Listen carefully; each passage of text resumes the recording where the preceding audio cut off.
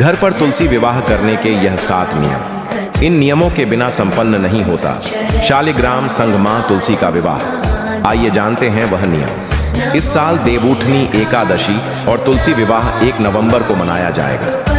पौराणिक मान्यता के अनुसार भगवान विष्णु 4 महीने की निद्रा के बाद उठते हैं और इसी दिन मां तुलसी का भगवान शालिग्राम से विवाह करने पर अपार पुण्य फल की प्राप्ति होती है और साथ ही इस दिन से शुभ कार्यों की शुरुआत हो जाती है।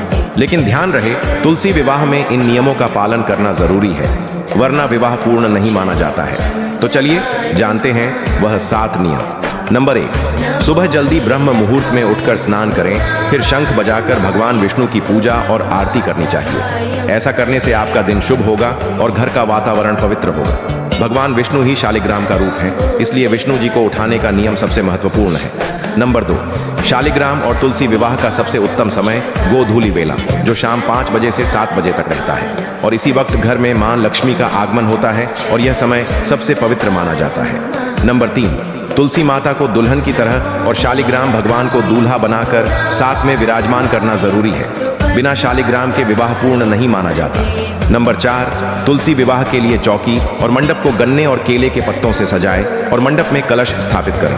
मंडप के बिना विवाह अधूरा माना जाता है। नंबर 5, तुलसी माता का कन्यादान विवाहित स्त्री के द्वारा किया जाता है। मां तुलसी और भगवान शालिग्राम के बीच माला बदलना और आसन सहित 7 फेरे करवाना अनिवार्य होता है। नंबर 6, तुलसी विवाह के मंत्र या वृंदा और शंखचूड़ की कथा सुनाना आवश्यक है। कथा सुनाएं और सुने बिना यह विवाह पूर्ण नहीं माना जाता है।